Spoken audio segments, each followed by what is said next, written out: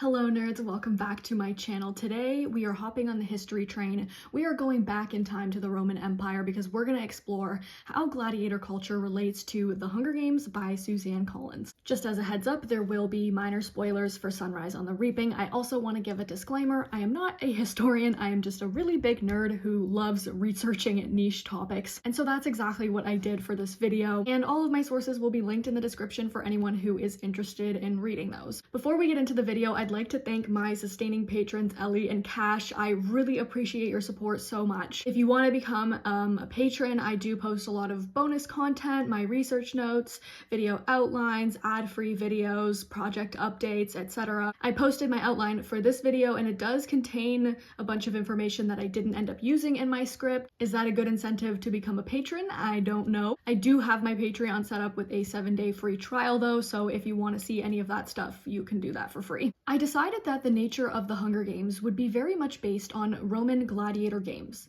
In my mind, you need 3 good elements to make a gladiator game. You need a ruthless, all-powerful government, you need people being forced to fight to the death, and you need it to be a popular entertainment. And all 3 of these elements are combined in the Hunger Games. This quote comes from a short interview with Suzanne Collins about the inspiration for the Hunger Games. It is undeniable that those 3 elements are present within the series, but the similarities run way deeper than that. I was actually shocked by a lot of the things that I found in my research, mainly that the Gladiator Games wasn't just about fighting in an arena to the death, but I also learned so much about what goes into hosting a games, everything that leads up to it, and the Roman politics of justice. So this video is going to cover information on who the gladiators were, what their lives looked like, what gladiatorial events looked like, the role of the spectator and the emperor, the politics of the arena, Roman ideology, and real-world relevance as per usual. Let's start with the famous phrase bread and circuses, which refers to the quote, "Give them bread and circuses and they will never revolt." This is a modern paraphrasing of Juvenal's 10th satire under the section titled "The Emptiness of Power." The actual quote is this: "The mob that used to grant power, high office, the legions, everything, curtails its desires and reveals its anxiety for 2 things only, bread and circuses." The mob here refers to the Roman populace. The people used to hold power, they used to decide who would get high office, they used to create the legions, but now they only care for 2 things, food and entertainment, and if the emperor can provide those, they're satisfied. This means that the emperor can get away with pretty much anything so long as the people are fed and distracted. Sounds familiar, right? In Latin, bread and circuses translates to panem et circenses. No idea if I pronounced that correctly. Panem is obviously the name of the country in the Hunger Games, but I think it's also a reference here to the themes of hunger and bread throughout the books. Circenses is the Hunger Games. This is the entertainment that distracts the people from the oppressive nature of the capital. I know that a lot of you really enjoy when I ask big philosophical questions at the start of every video that we can kind of all reflect on together. So here is today's question. Are humans naturally inclined to enjoy watching death as a spectacle?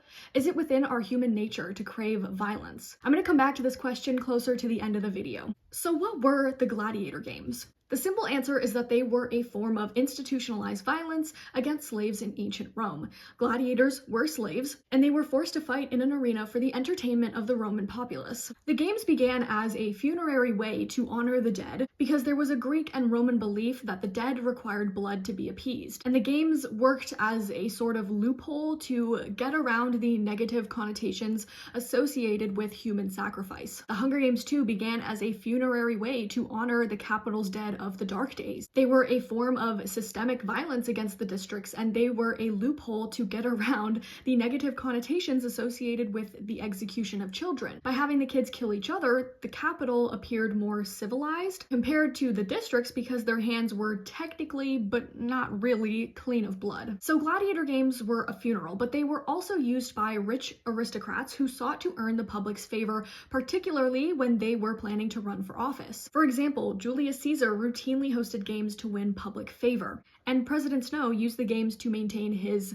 authoritarian presidency. Contrary to popular belief, gladiator games were not bloodbaths. They weren't always fights to the death, and this is because they were an enterprise. They were a way to generate a profit. And if the fights were always to the death, that would mean 50% of the commodity vanished every time a game was hosted. Not really a good business strategy. A commodity who was dead was a commodity who could no longer be capitalized on. So it was better for those who owned gladiators to keep them alive longer so that they could make more money. I know for my videos I focus on book canon and not the movies, but I always find myself returning to that one scene with President Snow and Seneca Crane. So Snow is posing the question, why not just round up 24 kids and execute them all at once? Yes, it is about hope. Yes, it is also about controlling the population, but it is also about making money. Conducting 24 executions does not leave behind a victor who can be capitalized on. It doesn't leave behind someone who President Snow, the slave owner, can make a profit off of. Also, the Hunger Games weren't really a bloodbath either. Yes, there was the initial bloodshed as the countdown ended, but post 10th games, they were intentionally designed to last a lot longer to keep capital audiences engaged. Perhaps another common misconception of gladiator games is that they consisted only of fighting, but the execution of slaves and criminals also took place in the arenas. Criminals included captured rebels, deserters, bandits, fugitive slaves, forgers, abductors, and murderers. Often it would be the gladiators who would perform these killings, and so yes, in this sense, the gladiator games were a bloodbath. Now, when I say they would perform the killings, I literally mean they would perform the killings. These executions were often carried out in theatrical and mythological ways. For example, the fall of Icarus might be a story that would be told through these executions. And this was done to force the crowds to see the condemned as people apart from society, people who therefore did not deserve any pity. The executed would also be costumed to enhance the theatrics. So if you had the fall of Icarus, you might put the executed in wings. This was basically a humiliation ritual. By humiliating the condemned, the spectators would experience a shared moral superiority over them. It was very much a control tactic. It served as an example of what might happen to the public if they too broke the law. The Hunger Games weren't the only form of punishment in Panem.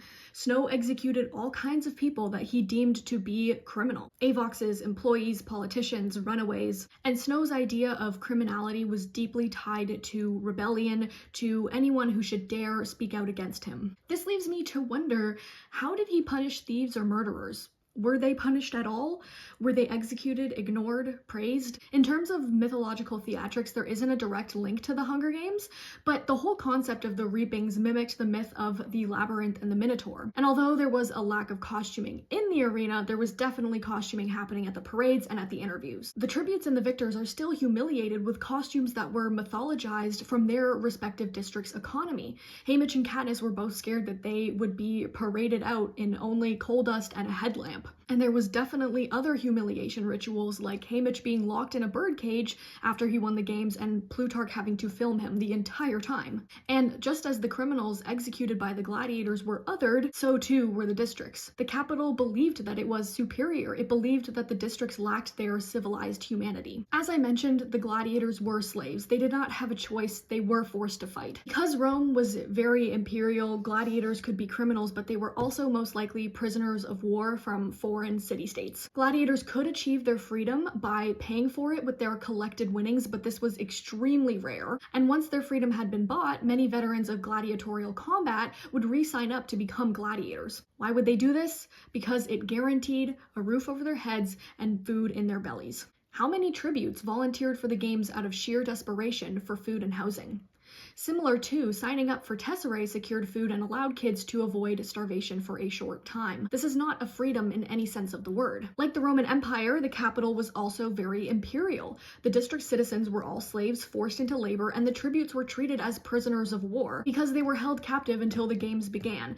In the 10th games, that was in the capital zoo, and by the 74th games, they were in the tribute center, but there was a force field that prevented them from jumping or escaping. Like the veterans, victors victors also achieved freedom, heavy quotation marks there. They were given stable housing with basic amenities and monthly payouts, but it was very rare to become a victor. There were only 75 of them, but there were roughly 1,800 dead tributes, likely more based on what we know from Sunrise on the Reaping now with Woodbine, Luella, and Lulu. A small minority of gladiators were Roman citizens who fell into poverty or debt, and they traded their liberty to become gladiators in order to restore their status. Some also became gladiators because they sought fame and fortune. Although it's not a perfect similarity, this reminds me of the capital citizens in poverty who sign up to become peacekeepers. The better you became as a gladiator, the more incentive there was to keep you alive, so that your boss could continue making money. Like I said, this was a business and the gladiators were the product. The victors were kept alive for the exact same reason. It made the capital money and it kept people engaged because they knew they'd see their favorites on screen. Owners of gladiators called lanistae would rent their gladiators out to the person putting on a show. Gladiators could also be hired out as male escorts, and of course they had zero choice in this. Weirdly, gladiator sweat was sold as perfume and their blood was considered an aphrodisiac. So not only were they turned into commodities, but they were also turned into sex objects. Additionally, arena combat was made to look like an erotic experience. Are you thinking of Finnick? Because I am thinking of Finnick. The victors were also commodities being bought and sold, like Finnick. The tribute parade and interviews were also intended to be an erotic experience for the capital viewers, because the tributes were dressed in provocative clothing. Victors' bodies were also altered to make them more sexually appealing. This almost happened to Katniss, it probably happened to Cashmere, and it definitely would have happened to Glimmer if she won. One more tragic piece of information about gladiators is that because lanistae owned several at once, they would kind of create this gladiatorial family. So when rented out to fight in an arena, there was always the potential that you might end up having to kill your best friend. The amount of brainwashing it would take to convince them that this was their duty and that this was just a fact of life is mind-boggling. How did the careers in packs deal with having to kill their allies in the end? It would be hard enough to have to kill a stranger, let alone a friend or maybe even a family member. Gladiatorial families all lived and trained together in close quarters. They would also live alongside their trainers, doctors, cleaners, cooks, and all of these actors work together as a machine to produce spectacle. When the tributes are being prepped in the capital for the games, they live and spend every day with their escort, their mentor, prep teams, avoxes, and trainers. Returning to the idea of gladiatorial combat being an enterprise, it should come as no surprise that gladiators received some of the best medical care, because again, the longer they live, the more money can be generated. They were also given specific diets to keep fit, because a fit gladiator is one who can fight better and therefore live longer. Victors were similarly given excellent medical care, but not because the capital cared about them as people, but because appearances needed to be maintained. I'm not sure if the tributes were kept on diets. I think it's in the first movie, Effie makes a comment that she's gonna allow Katniss and Peeta to eat treats, even though the other tributes are not allowed to do that. But to my knowledge, that is not canon to the books. The only times dieting really showed up were when Astrid Everdeen put Katniss and Peeta on a meal plan so that they could gain weight before the 75th games,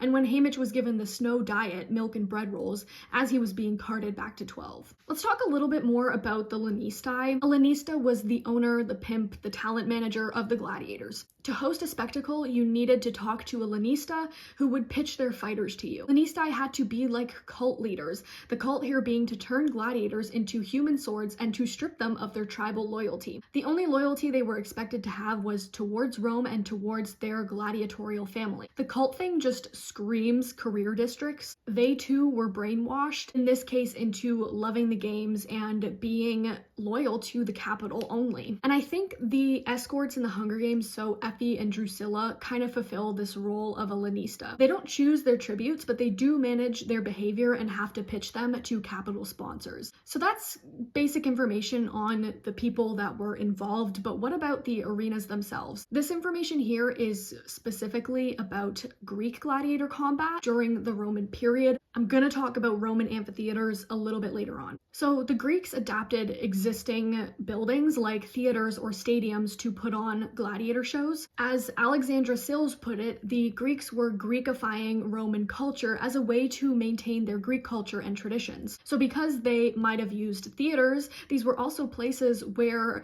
people would host dramatic and comedic plays. So I'm reminded of how in the Hunger Games, the arenas would be repurposed as museums where actors would be hired to reenact the most exciting scenes from those games. Like the Greeks, the Capitol also repurposed existing spaces, essentially gamifying Panem. From this point on, the games evolved from pure punishment to unapologetic entertainment.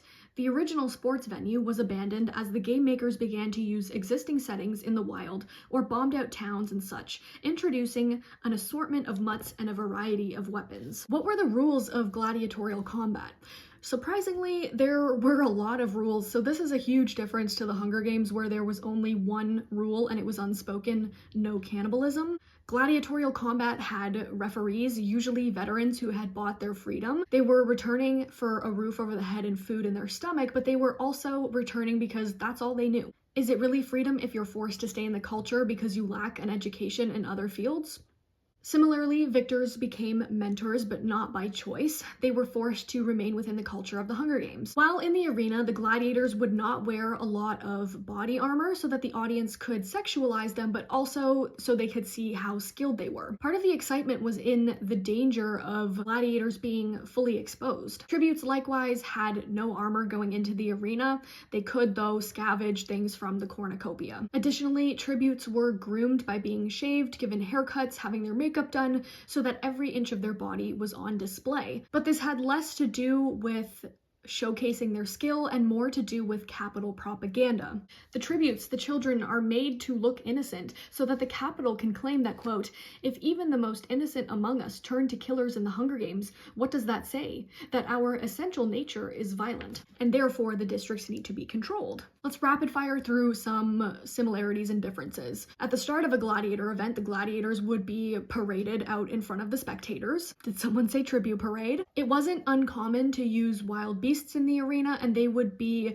raised up on platforms. These would be animals that were starved, and they would be lions and tigers and bears. Oh my. This is just like how the mutations were raised up from the sub-A level. Common weapons in the arena included tridents, short swords called a gladius, nets, shields, and spears, and similar weapons were found within the cornucopia and at the training center. Kills early on would give weaker or less favored gladiators higher standings, and the same was true for the tributes. They were all ranked by the game makers, and ranking changed depending on who performed best in the training and in the arena. There were pairs of gladiators who fought with the same combat style. This is like how each district provided a pair of tributes who would have similar skills and level of training. But where the gladiator pair would be fighting against each other, the district pair would likely be fighting alongside each other, unless it came down to just the two of them. Bodies were removed from the amphitheaters in theatrics too.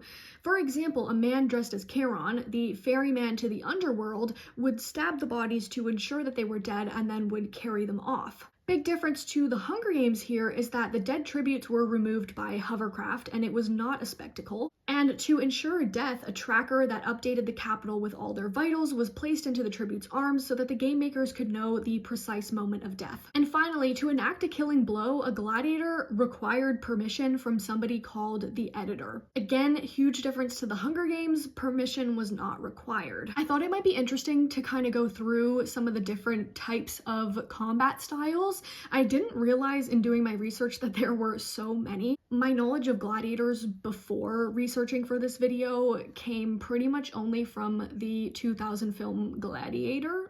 And that movie definitely doesn't show the diversity of combat styles. So a bestiarius was a gladiator who specialized in fighting animals. I feel like this would be Thresh maybe. I imagine that because the other tributes avoided him, the capital might have sent mutations after him to keep him challenged and to keep the audience entertained. A Demochairus was a gladiator who fought with 2 swords, and they were probably among the most skilled because they had to be ambidextrous. I feel like this would be Joanna wielding her axe with both arms. A Gaullus was a Gallic prisoner of war or a gladiator who trained to fight mockingly as foreign peoples for Roman amusement. All the tributes were prisoners of war. A Retiarius was a net and trident fighter, and they were considered the lowest class of gladiator because their name literally meant to run away. They were also considered to be effeminate. I think Finnick definitely fits this category, but being a career, he was among the highest class of tribute. A secutor would be the pursuer, and he would chase the Retiarius. He would also be heavily armored. This has got to be Cato chasing the non-careers, who also ended up being heavily armored by the end of the 74th games. A Rudiarius was a gladiator veteran who re-signed up to be a gladiator.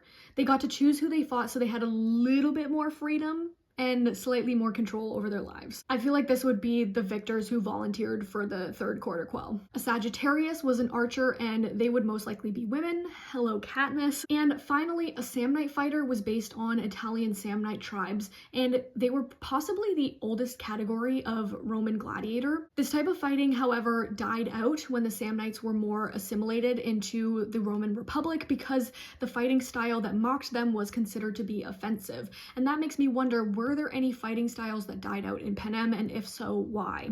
This brings us to audience participation, which was just as important as the actual fighting happening in the arena. Spectators were expected to participate using their voices by commenting on what they saw and by making noise through applause. Spectators would also gamble and place bets on their favorites, just like the capital citizens who sponsored their favorite tributes. All of this would enhance social conformity and would establish solidarity against criminal behavior. The spectators thus had to have a very strong appeal for justice.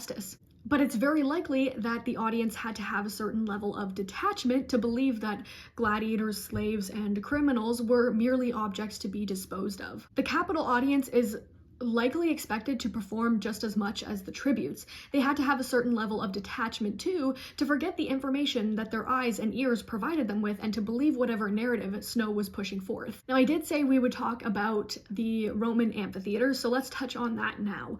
The architecture of amphitheaters was purposely designed so that all viewers could enjoy the show. The Hunger Games were televised for the exact same reason, but this doesn't imply equality among all the viewers. In fact, it was the complete opposite. The construction of the arena reflected a hierarchical society. Spectators were expected to conform to the social hierarchy by sitting in designated areas of the amphitheater. The front seats were reserved for the emperor, his family, the senators, and the Vestal virgins. The back rows were for the mass of ordinary citizens, the women, and the poor. But there's also a second kind of hierarchy here, one of good versus bad, innocent versus guilty.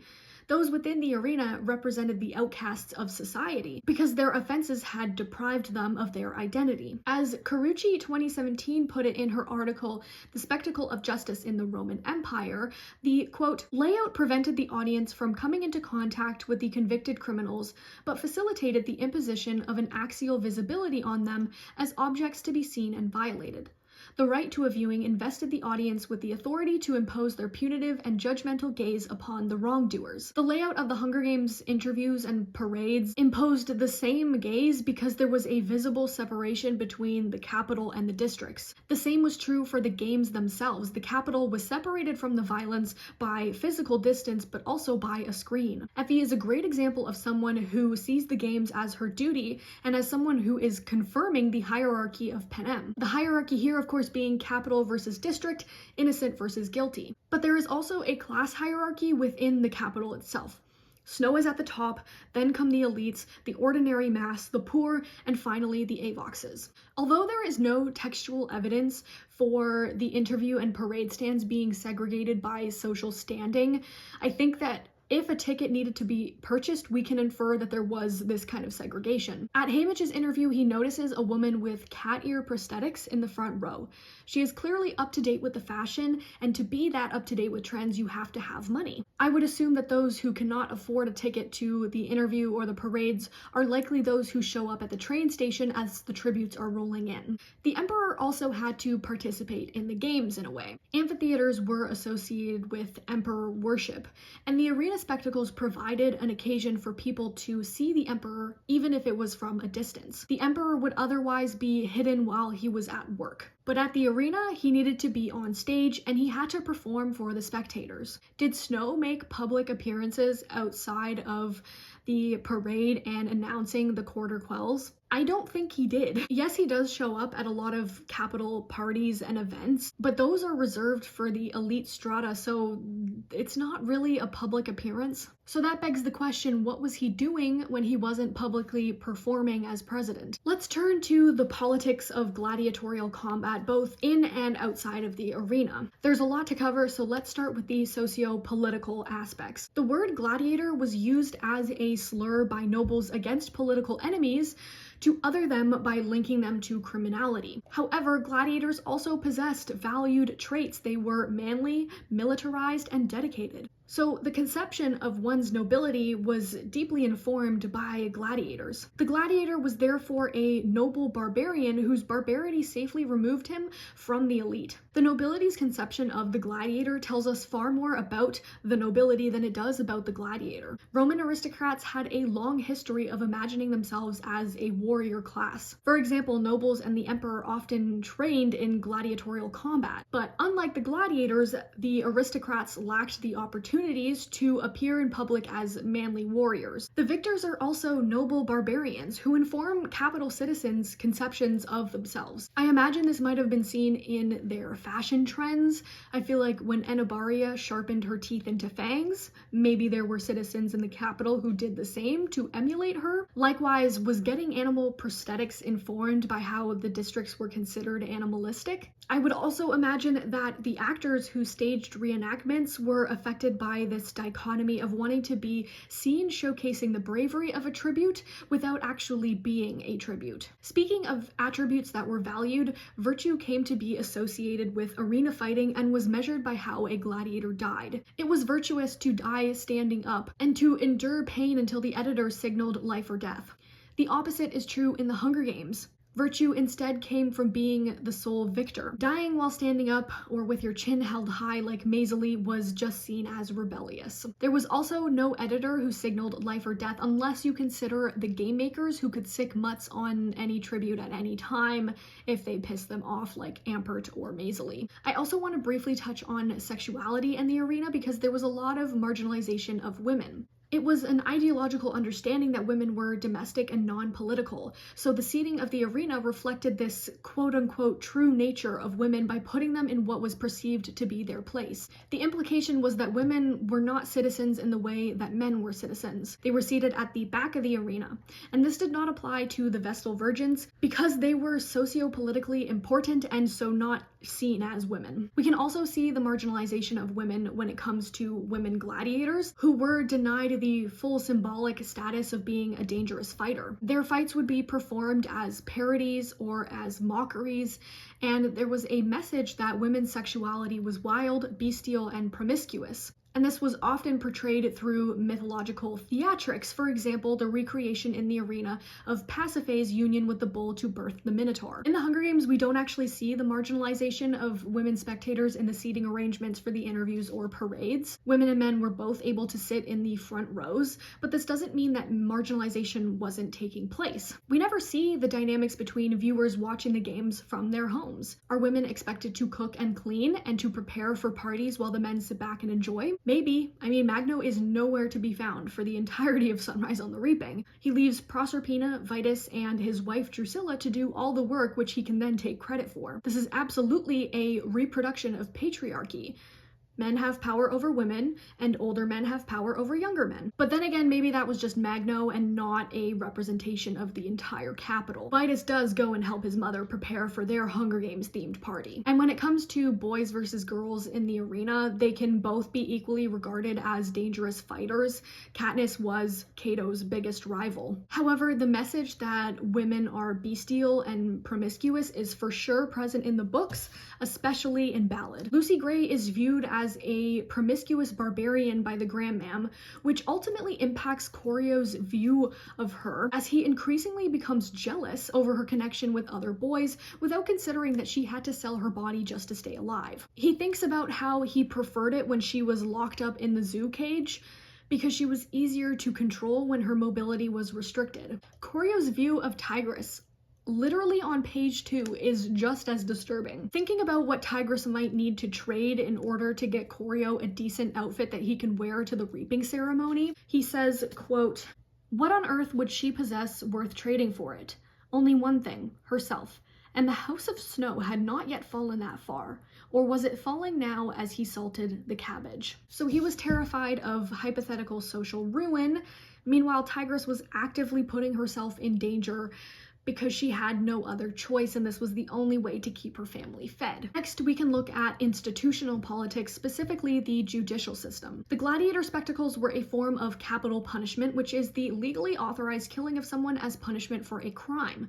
In the amphitheaters, it was intentional and orchestrated killing of criminals by the state in public areas. Institutionalized violence and justice are also present in Panem, with the games and the funerals in Ballad, where the dead tributes' bodies were displayed in very inhumane ways. Punishment very much depended on legal status, so if you were a citizen or not, but also on social standing, so your financial standing. A non-citizen would face a much harsher punishment than a Roman citizen of high ranking. Citizens of low status would be vulnerable to crucifixion, like Marcus, exposure to wild beasts like Cato, Maesuli, and Ampert, and burning alive like all of District 12. District criminals and low-status capital citizens would be subject to torture, mutilation, and the games, whereas the elites were saved from excruciatingly long and painful deaths with poisoning. Punishment obviously still occurred, but it was much less severe. In Rome and in Panem, all the punishments were publicized. Why?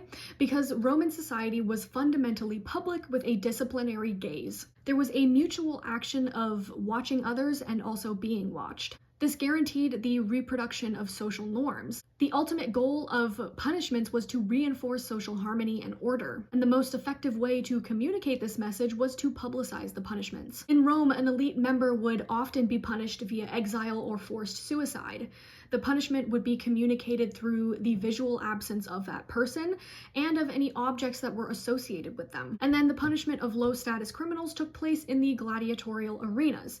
These very public venues would reinforce social goodness by affirming the heinousness of the crime. Panem was also a very public society with a disciplinary gaze. Everyone was being watched all the time. And the ultimate goal of the games was to save humanity by maintaining the social hierarchy. Interestingly, Snow seems to have been the only person who had access to a private life. We also see very similar styles of punishment in the books. Seneca Crane is forced to commit suicide. Avoxes are physically removed from society and placed to work in low visibility areas like the underground transfer where Pollux worked. Tributes are executed on television with the games to reinforce the heinousness of rebellion. And the public whippings, shootings, and hangings reinforce the heinousness of speaking out against the capital or of poaching wildlife. A massive double standard of Roman law was that inequality was required to maintain the social hierarchy because it kept the elite on top. Equality among all people would collapse the system. The elites were therefore reassured that inequality would be guaranteed, and slaves and criminals were reminded of the fatal consequences of their offenses. Inequality also maintained the capitalist authoritarian structure of Panem. Elites and capital citizens were reassured of their so-called natural superiority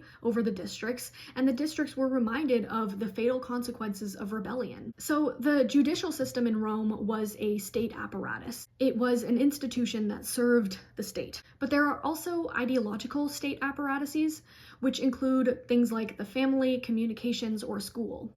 Both types of apparatuses are key for the reproduction of a state's conditions. Otherwise, the state will collapse. The gladiator arena is both a state apparatus because it is an institution and an ideological state apparatus because it reproduces Roman goodness.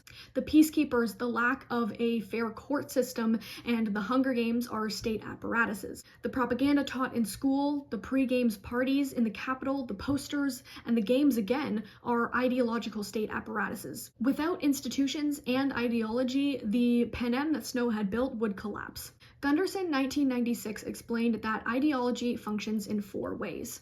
First, ideology represents a subject's reality. Haymitch sees the games as his inescapable reality. The sun will always rise on his birthday, and his birthday will always take place on the reaping. Effie sees the games as her duty, and her reality is to enjoy this annual celebration. Second, ideology posits the subject as free and freely choosing to act in accordance with the interests of the ideology. Effie freely chooses to act in accordance with the games.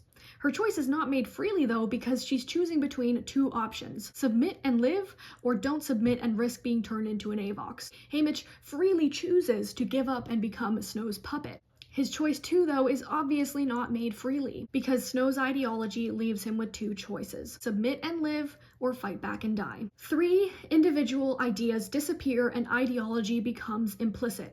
As we know from Sunrise, both Effie and Haymitch are victims of implicit submission. The individual ideas that Lenore Dove possess have disappeared for them. And finally, 4, ideology claims not to be ideology and instead claims to be the obvious way of life. The capitalist autocracy of Panem is seen as the obvious choice because Snow claims that this type of government is the only way to save humanity from itself. Taking these 4 points into consideration, ideology then becomes the structure that creates and upholds social meaning. The logic of the gladiatorial arena cannot be separated from other Roman structures. They all coexisted and reproduced Roman ideology alongside each other. However, ideology is not singular and it is experienced in very different ways. And we can see that in Katniss and Haymitch, who both fall for capital propaganda, but differently. Haymitch believed that his rebellious bloodline was to blame for his father's death, rather than the capital who actually did the murdering. Katniss believed that human nature was violent. She believed that Peeta would become a cannibal and eat her heart. And she believed this despite the fact that Peeta was one of her own from 12, and despite the fact that Peeta had proved otherwise through his behavior. Regardless of these differences though, both of these ideological experiences uphold the capital's greater project. The Roman arena, like the Hunger Games one, was all about maintaining appearances. It showcased the ideal version of Rome, one that was contained, controlled, and orchestrated. It showcased what it meant to be a civilized Roman versus a non-civilized foreigner. The Roman arena affirmed the ideology that Rome was the opposite of barbarity. The capital was just as xenophobic, fearing the outsider, fearing the district citizen, and the games were used to maintain appearances. They were used to show how capable Snow was of quelling rebellion and controlling the barbarian districts. The Second Quarter Quell Arena in particular also worked to show how perfect, how unblemished the capital was. Putting tributes in that arena and then forcing them to kill each other works to serve Snow's narrative that the districts, should they gain power, would destroy the beauty of Panem. What I'm going to say next is actually from a short that I posted last week that I want to revisit because I was a little bit concerned by some of the comments left on the video. So this is what I said. There are 2 quotes in Gunderson's article that remind me of the people who begged Suzanne Collins to write more Hunger Games books. And the quotes are in section 6, reproducing the world of the arena. Some accused others in the audience of lusting after blood, while they themselves professed an eye for skill, or else they could assert that there was a good moral lesson to be learned. Nearly every major theme of the Roman power structure was deployed in the spectacles: social stratification, political theater, crime and punishment, representations of civilization and the empire, repression of women, and exaltation of bellicose masculinity. When people talk about how they want Finnick's games, Annie's games, Beatty's games, they will often be accused of missing a fundamental critique of capitalist exploitation that is found within the books. And so these people respond by saying it's not the blood that they enjoy, it's not the exploitation of the games that they enjoy. They just love and appreciate their favorite characters and want to read their life story. But exploitation, especially for Finnick, occurs outside the arena too. They try to morally differentiate themselves from those who claim to want 1 book for every Hunger Games, so 75 books, or from those who create theoretical sadistic arenas. But regardless of how one tries to justify this desire for more books, they are still participating in the ideology of the capital. The ideology that claims that exploitation is good so long as it's against the othered, uncivilized barbarian, and so long as the exploitation is entertaining. As Gunderson put it, Like ideology, the arena has no outside. The games almost died out because the capital citizens found them unappealing,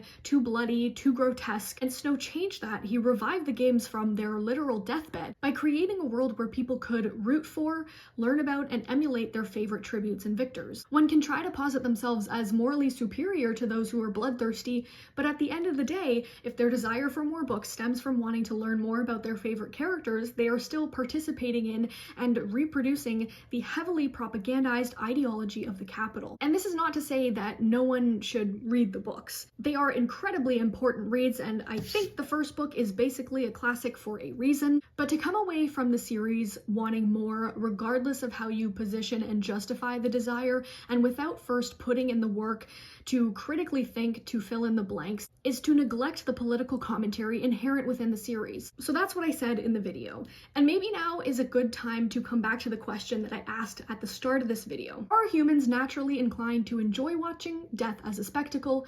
Is it within our human nature to crave violence? On that short that I had posted, I received some questionable comments, kind of along the lines of, you can't be mad at those people because it's within our nature to crave violence. And perhaps these commenters would reference the Roman gladiator games to support their argument, because that's about 2,000 years ago and we still seem to be quite similar. But that's just one example from one small part of the world, so it can't possibly encompass all of humanity. Through the research I did for this video, I feel like I have learned that the spectators of gladiatorial combat didn't watch because it was in their nature to crave death as a spectacle, but because they were brainwashed. The Roman political system would have collapsed without the extreme inequality within its social hierarchy. This inequality was maintained using bread and circuses. It was also maintained using xenophobic propaganda, the othering of foreigners and criminals, by designating them as something other than human. They were not deemed worthy of the privileges that citizenship awarded. This othering makes brutality easier to swallow, and the more you digest it, the more desensitized you become to it. This is dangerous because this outcome is manufactured rather than natural. But this does beg the question, is it within our nature to other people, to fear people who are different from us? And if the answer to that is yes, then maybe the answer to the question about natural inclination towards enjoying violence is also yes. Does that make acting on the instinct of othering people and enjoying violence morally correct? I don't think so. Humans are animals and animals have instincts, but humans also have morality. And we know that enacting or viewing violence for the sake of entertainment is unethical. Longenberger 2015 said that, quote, Collins reminds us that if we do not recognize these systems of oppression in our world and become aware that a great violence is being committed, then there is no possibility of those systems of oppression and slavery being stopped. Thus, they will continue on indefinitely into the future and wreak havoc along the way. The Hunger Games books can definitely be seen as a critique of how desensitized Westerners have become to violence. There's another short interview clip with Collins that I'd like to quote. I think it's fine if you get desensitized to a sitcom or something like that. But when you're watching real footage, actual tragedy unfolding before you, that's different. It is real life, and it isn't going to go away when the commercial break comes on. There's also an interview between Collins and Hannah Hudson where Collins said that there is a voyeuristic thrill to watching people suffer on reality television, but reality TV is fake. It is scripted. In the fictional world of Panem, the games were very much real for those kids. Children died. So much of the books is also based on real life that it's really hard to separate those two things for me. In the Roman Empire, the gladiators were real. They died real deaths. Desensitization occurs when the lines between real and not real become blurred. If you're constantly consuming violent images, it gets to a point where you can't distinguish between real and fake. It gets to a point where you find a voyeuristic thrill in any and all images of violence. Due to the cultural phenomena of xenophobia in the Roman Empire, I think it would have been fairly easy to convince the Romans that the violence towards the othered foreigner was necessary. It would have been fairly easy to manufacture desensitization. And I think this ideology would have aided in creating audiences who didn't flinch at the sight of violence. I fear that I might be getting a little rambly here and that this discussion is going a little bit off kilter. I think that the point I'm trying to make is that justifying the desire for more Hunger Games books by saying that it's within our nature to enjoy violence is a bit of a disingenuous argument. It seems like a cop-out, a loophole that refuses to open space for a philosophical debate. I don't think it's a solid argument that justifies the voyeuristic enjoyment of watching other people, or in this case, reading about other people suffering. I also think that it is extremely important that we remind ourselves that all dystopian fiction is rooted in real life. This is a hallmark of the genre. After posting that short video, I received a comment that said that wanting more Hunger Games books was okay because it's a fictional story about fictional characters dying fictional deaths. And I find this to be incredibly ignorant. The Hunger Games series is very much based on historical and ongoing exploitation and systemic violence towards humans and the environment. The invasions of peacekeepers into every district mirrors the US invasions of Afghanistan and Iraq. The treatment of District 11 mirrors police brutality against Black people in the US. The disappearing of Lulu and her family mirrors the epidemic of missing and murdered Indigenous women and girls in Canada. The forced labor in Districts 8 and 12 mirror the slave-like labor conditions of garment workers in Bangladesh or cobalt miners in the Congo. The capitalist greed of the capital, who steals the district's resources and leaves them with nothing, mirrors the colonial theft of Indigenous land and resources. The pipeline of children in District 2 volunteering for the games and signing up to become peacekeepers mirrors the poverty to military or prison pipeline. There's more examples, but the point is to justify your desire for more Hunger Games books by saying that it's merely fictional is to erase the plight and the experiences of all of these people. I think we need to be a lot better at forcing ourselves to make these connections to real life when we read dystopian fiction. When I read the sections with Bonnie and Twill, or the sections that take place in District 8, all I can think about is the 2013 Rana Plaza collapse in Bangladesh and Israel's repeated targeted bombing of hospitals in Gaza. I have linked a 2014 article titled "The Mockingjay of Palestine, If We Burn, You Burn With Us" in the description below, and I highly recommend giving it a read. The following quote comes from Margaret Atwood's introduction of We by Yevgeny Zamyatin, which, if you didn't know, this is the first modern dystopian novel. How could Zamyatin have seen the future so clearly? He didn't, of course. He saw the present and what was already lurking in its shadows. We was a warning to its own place and time, one that was not heeded because it was not heard. It is also a warning to us in our time.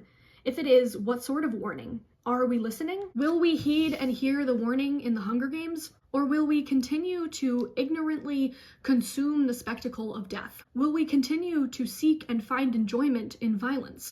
In conclusion, I can't say definitively whether it is within our nature to crave violence and to enjoy death as a spectacle. This is a question that is probably unanswerable, and so it is open for debate. However, I do think that craving violence and enjoying death is amoral. Since we're on the topic of real-world relevance, there's one more thing I'd like to discuss, and that is sportswashing, as it pertains to the information outlined in the 2024 article, "Turning Sportswashing Against Sportswashers." Sportswashing is the act of associating a sporting event with an entity accused of human rights abuses or of environmental degradation. Those accused of such things might use a sporting event to improve their public image or to divert attention away from controversy. The sportswasher can include states, corporations, and individuals with tainted images. Are the Hunger Games an example of sportswashing? Absolutely. The games are bread and circuses. They are a distraction from the human rights abuses against the districts and from the ways Snow is stripping people of their freedoms. The better and bigger and more exciting he can make the games, the better his image.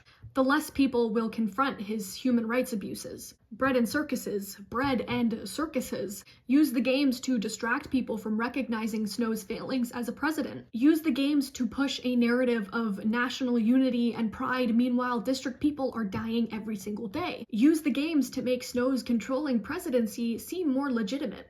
Sportswashing doesn't just happen in Panem and in the Roman Empire, it also happens in the contemporary. The Nazi regime used the 1936 Olympic Games in Berlin to improve its image. This was 3 years before World War II broke out, and I hope that we are all aware of the atrocities committed by the Nazi regime. The Russian government used the 2014 Olympic Games in Sochi to distract from its human rights violations, political repression, and a state-sponsored doping scandal. Russia invaded Crimea during these Olympics. There are typically 3 goals of sports washing. 1. Distraction, the process by which many people make positive associations between the sporting event and the sports washer. This is Snow distracting from his failings as president by claiming to be the #1 peacekeeper. 2. Minimization, the process of making human rights abuses or environmental degradation seem less significant. This is like how Snow downplayed the suffering of others by saying that the worst option would be full-blown war and total annihilation of the districts. And 3. Normalization. This is what happens when individuals no longer perceive moral transgressions because the sport has evoked positive associations and emotions. The sports washing has also created a community among people. Everyone with the same favorite athlete or team or victor form a community. This is obviously the capital citizens enjoying death as a spectacle, but it's also District 2 who associated the games with honor and duty. And when it comes to sports washing, there are 5 actors. The sports washer, who suffers from an image deficit and has significant power and money. This is obviously Snow. 2. The target, who the sports washer aims to influence. This would be the citizens of Panem, but particularly within the capital, and also the career districts. 3. The entities that willingly or not serve the goal of the sports washer. This is the tributes, the victors, and the district mayors. 4. The advocacy groups who use the media to announce their concerns. This is the Mockingjay Revolution, the individual protesters like Maisily or Sejanus, and District 13. And finally, 5. The media that covers sports in such a way that amounts to sports washing. Caesar Flickerman, Claudius Templesmith.